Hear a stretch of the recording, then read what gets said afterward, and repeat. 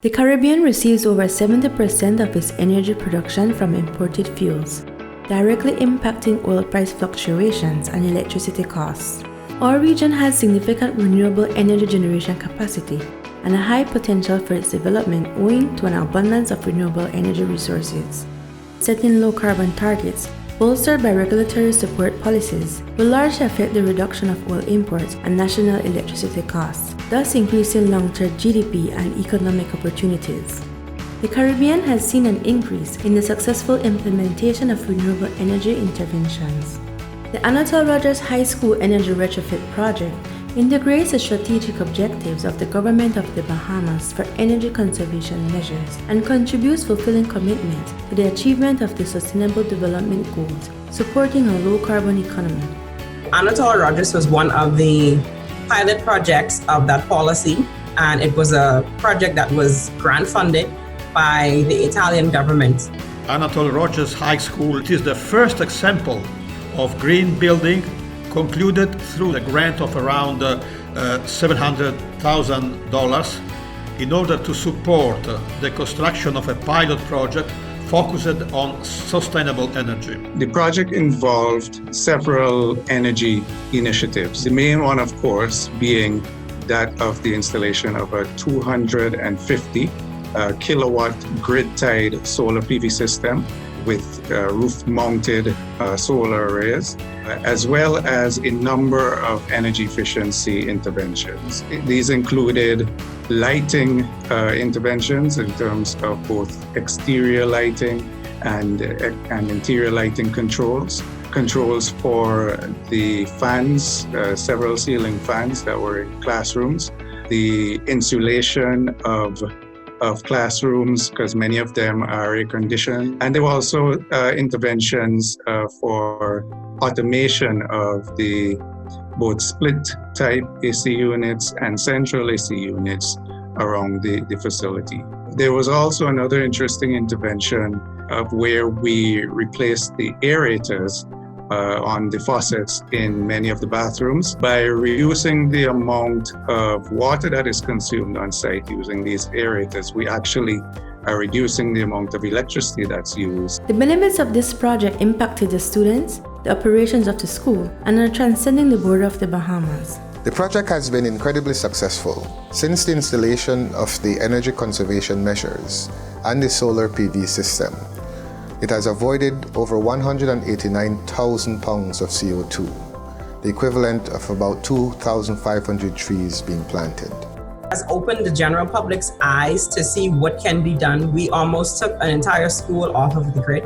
Provides us the kind of supplementary backup power in the case of power failures, which it was the continuation of our instructional benefits to our students and the ability for our educators to provide that instruction. It creates the awareness in the students of the kind of people that we want to be citizens in the future. I think if part of their education is that renewable energy are part of their education, then it's kind of their expectation to participate in that as a member of their neighborhood, their community, their island, their country. I think COVID-19 has taught us all that the old way of doing things was okay, but now we have to look at new ways to be able to answer some of the same problems or challenges that we had. Based on the information that we have received, have resulted in the reduction of energy consumption at the school by about 60 to 70%. Coming out of this project, you would find people seeing this large solar system installed on the school would become more interested in investing in renewable energy.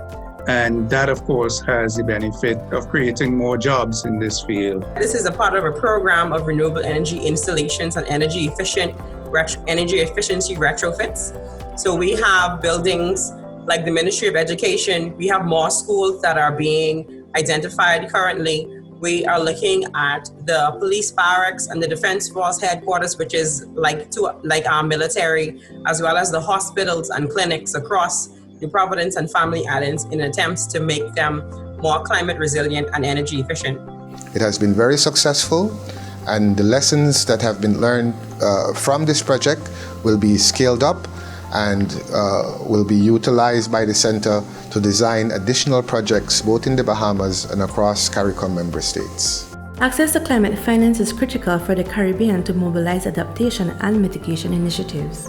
Italy strongly supports the CARICOM countries in their commitment to achieve a balance between adaptation and mitigation, particularly vulnerable to the adverse effects of climate change.